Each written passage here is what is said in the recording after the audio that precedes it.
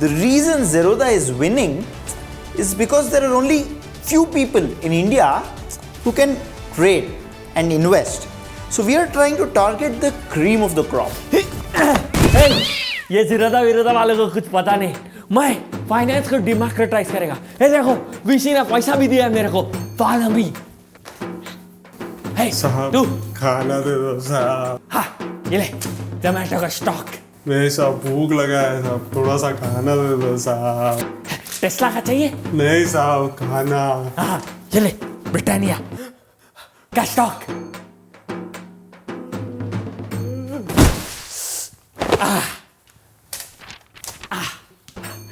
नया यूजर मिल गया.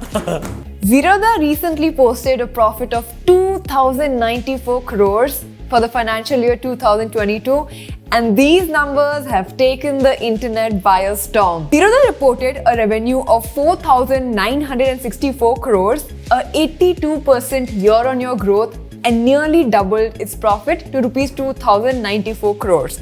Their spend for the year was 2,164 crore, from which roughly 1,300 crores was on their exchange transaction charges, 459 crores was on their employee benefits, and 303 crores on IT expenses. So now you might be wondering, how much did they spend on marketing to hit these numbers?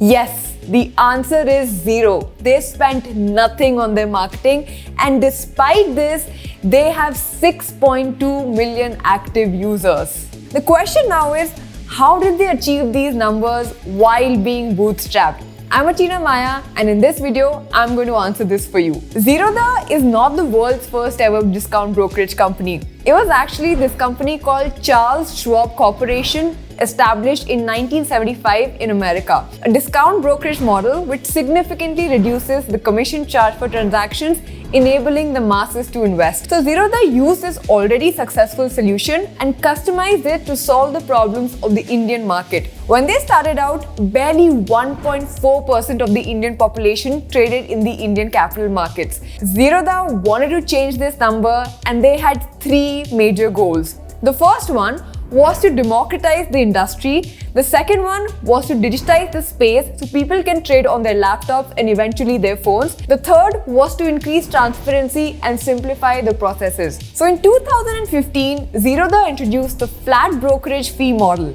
Earlier traders would charge a percentage of the trade value as a brokerage fee, but under Zerodha's model, they would only be charged rupees 20 or 0.03 per trade, irrespective of the trade size, and they would be charged zero for all equity investments. They totally disrupted the industry with this pricing model, and this made Zerodha a viral product among traders. The second reason for their success is the end users who they targeted. You see, there are essentially three groups of traders. The first is equity investors who buy and hold stocks and sell them when the value goes up. This accounts for about 1% of the total trade volume. Second is intraday traders, which account for about 9% of the total trade volume. And third is the future and options traders, which account for the remaining 90% of the trade volume. Zerodha always focused on this last set, the future and options traders. These are the serious traders, so from the very beginning, all their free and organic marketing efforts were aimed to get these people on the platform. See, these serious traders transact daily or weekly, so Zerodha is able to make repeated revenue from these users from the flat 20 or 0.03% that they charge on every trade. While other companies like Upstocks and Grow focus majorly on the first two sets, that is investors, people like us who probably make one-off investments. पैसा है? Wallet दिखा. हाँ. पैसा है? Wallet दिखा. चल. Wallet दिखा. Wallet क्या है साहब? We only take in serious investors. Meanwhile, So Ramesh, how has your user growth been? Sir users का ग्रोथ तो बहुत हो गया है सर अभी मैं भिजवाता हूँ. हाँ सर, एक second. Hello, my name is user number 1. Miracle Cola, right? My user number 2 comes Watahu. Okay.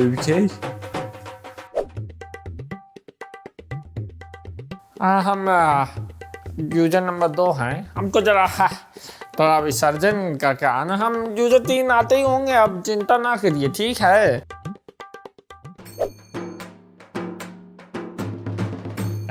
नमस्कारम, मैं user number 3। Hey, Ramesh!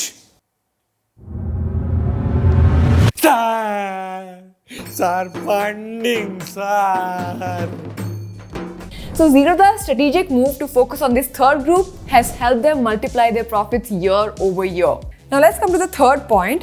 Zerodha makes money on every demat account opening. They command 200 rupees on every demat account opened, and traders and investors who are serious don't mind paying a small fee to get access to this platform. This is actually unheard of in its VC-backed competitors. For example, Upstocks is completely free, and on top of being free, they give out credits to make the first 10 trades free for the user. So do the math yourself. For a user, if Zerodha has made rupees 200 on the demat account opening plus 20 rupees per trade into 10 transactions, which comes up to roughly 400 rupees, Upstocks is losing money for the same user to make those 10 transactions on top of their marketing costs. In addition to the opening fee, Zerodha also charges an annual fee of 300 rupees as maintenance charges. This way, they're also making money off users who are not actively trading. Their competitors, on the other hand, have no maintenance charges. See, eventually what happens is a lot of high-value users end up staying with Zerodha because they don't mind paying that maintenance fee, and a bunch of low-value users end up transitioning to their free competitors. The fourth reason for their success is the customer stickiness they've been able to maintain due to the simplicity of their platform. When every new startup in broking was getting funded, Zerodha kept building for users and not launching random features to beat its competition. Zerodha has focused on creating a super intuitive and fast platform, increasing the speed of trading and executions using tech. Now let's talk about customer acquisition. Like I said, they spent 0 rupees in marketing, right? So how have they kept on acquiring new customers? See, Zerodha has nailed referral-led growth for distribution with its revenue share-led affiliate model. They very smartly control their customer acquisition costs as they're only spending money for the converted customers. You would have actually seen a lot of finance YouTubers promoting Zerodha as their preferred platform. So Zerodha essentially pays 2 rupees on every trade that their referees make for the rest of their life, basically shelling out lifetime income for their affiliates. Secondly, Zerodha invests a lot of money into educating its users via Varsity and Trading Q&A, a forum which in return also increases their trade volume. They also launched a book called Rupee Tales that educated children about financial investments. Lastly, both Nitin and Nikhil Kamath are no less than influencers themselves who also drive a ton of impressions to their platform. In fact, Nikhil Kamath featured in one of our previous videos as well and gave us some great insights on the real estate market. To conclude, bootstrapping a business and taking it to this scale is insanely hard and truly the stuff of legends, and Zerodha has done a phenomenal job at it. Before we end the video, I want to share one last piece of information with you guys.